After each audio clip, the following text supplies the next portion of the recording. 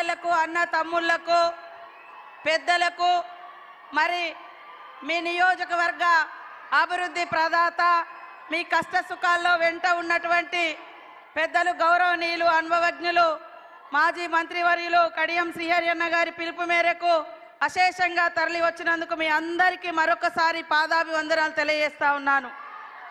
మన నాయకుడు చెప్పిందే చేస్తాడు, చెయ్యగలిగేదే చెప్తాడు. మరి అదే మన సీఎం రేవంత్ రెడ్డి గారి యొక్క నైజం.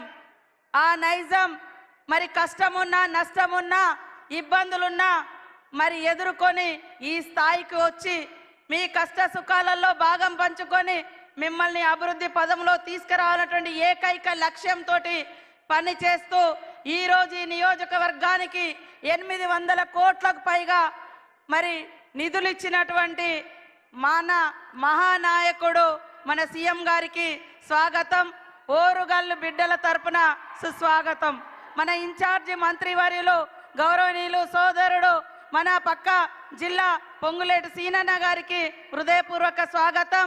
అదేవిధంగా మా సోదరి మని మాకు తోడుగా ఉంటూ ఎప్పుడు మరి ప్రజలకు అందుబాటులో ఉండేటువంటి సురేఖక్క గారికి, కడియం కావ్య గారికి, వేం నరేందర్ రెడ్డి అన్న గారికి, మా సోదర ఎమ్మెల్యేలకు ఎమ్మెల్సీలకు, అదేవిధంగా బలరాం నాయక్ గారికి ఎంపీ, చామల కిరణ్ గారికి ఎంపీ పక్క భువనగిరి నియోజకవర్గం నుంచి వచ్చినటువంటి ఎంపీ గారికి, అదేవిధంగా కార్పొరేషన్ చైర్మన్లకు, వేదిక మీద ఉన్నటువంటి స్టేషన్ గన్పూర్ మండల నాయకత్వానికి, నియోజకవర్గ నాయకత్వానికి, ఉమ్మడి జిల్లాల నుంచి వచ్చినటువంటి జిల్లా అధ్యక్షులకు, పత్రికా మీడియా సోదరులకు, మరి వివిధ శాఖల అధికారులకు, పోలీస్ అధికారులకు అందరికీ కూడా మరొకసారి మా సీఎం రేవంత్ రెడ్డి గారి తరపున అభినందనలు, ధన్యవాదాలు తెలియజేస్తా ఉన్నాను.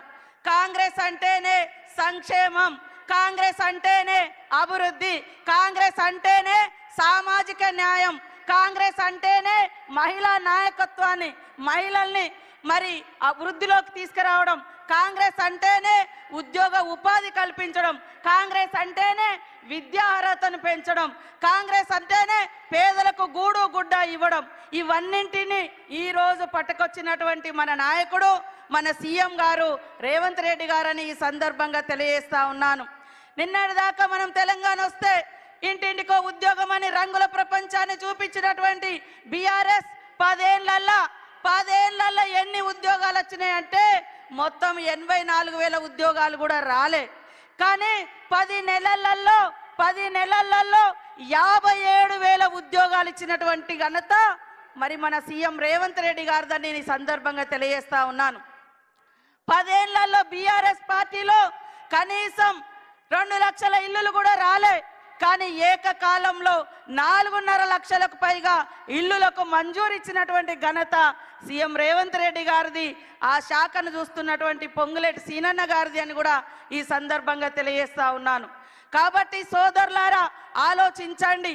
ఇవాళ ఉద్యోగాలు మేము ఇస్తుంటే కళ్ళల్లో నిప్పులు పోసుకుంటున్నారు, పేదోళ్ళకి ఇల్లు ఇస్తుంటే ఓర్వలేకపోతున్నారు బీఆర్ఎస్ వాళ్ళు, మహిళలను ముందుకు తీసుకొస్తుంటే మరి రకరకాల మాటలు మాట్లాడుతున్నారు. బీఆర్ఎస్ అంటేనే మహిళల్ని అణగదొక్కడం, బీఆర్ఎస్ అంటేనే అట్టడుగు వర్గాల్ని అణిచివేయడం, అహంకారాన్ని ప్రదర్శించడం.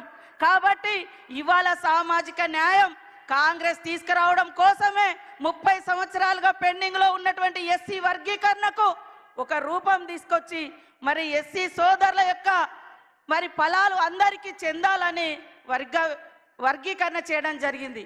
100 ఏళ్ల తర్వాత బీసీ కులగన్న చేపడితే ఓర్వలేక బీజేపీ బీఆర్ఎస్ అక్కసు వెళ్ళగక్కుతున్నాయి. కాబట్టి మీరు అర్థం చేసుకోవాలి. అదేవిధంగా మా అక్క చెల్లెలకు దాదాపుగా 21,600 కోట్లకు పైగా ఈ సంవత్సర కాలంలో వడ్డీ లేకుండా రుణాలు ఇచ్చినాం. ఇవాళ బస్సు ఫ్రీ కాదు, బస్సును నడిపే అధికారం మీకు ఇచ్చినాం. ఇవాళ బస్సుకు ఓనర్లను చేసినాం. ఇవాళ సోలార్ లైట్లు, సోలార్ విద్యుత్ పవర్ ప్లాంట్లు, సోలార్ ప్లాంట్లు నడిపేటువంటి ఓనర్లను చేసినాం. అక్కలారా ఆలోచించండి. మన కష్టం వస్తే తల్లిగారింటికి పోతాం, మన కష్టం వస్తే అన్నదమ్ముల ఇంటికి పోతాం.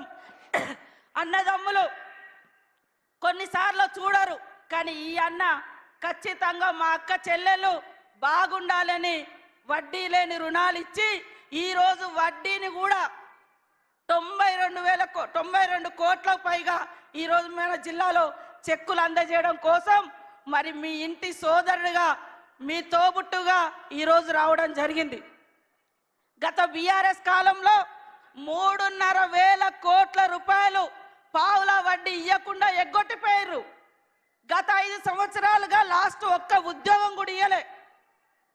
నోటిఫికేషన్ ఇస్తే ఉద్యోగాల కోసం 15 నోటిఫికేషన్లు మరి ఎగ్జామ్ రాయకముందే పేపర్లు లీక్ అవ్వడం, ఎగ్జామ్ రాసినాక పేపర్ లీక్ అవ్వడం, గత 5 ఏళ్లలో ఒక్క ఉద్యోగం కూడా ఇవ్వలే. ఇది బీఆర్ఎస్ చరిత్ర. బీజేపీ ఏం చెప్తుంది?